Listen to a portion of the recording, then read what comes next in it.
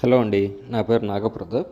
నాకు గత 20 సంవత్సరాలుగా ఎడ్యుకేషన్ ఫీల్డ్లో చాలా అనుభవం ఉందండి.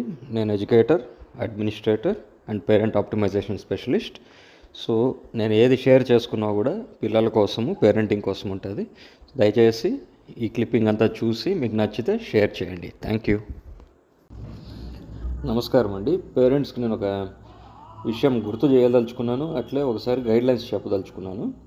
సో మామూలుగా పిల్లలు పర్ఫార్మెన్స్ బేస్ చేసుకొని ప్రతిరోజు టెన్షన్ పడే వాళ్ళు ఉన్నారు అంటే అది పేరెంట్స్ మాత్రమే.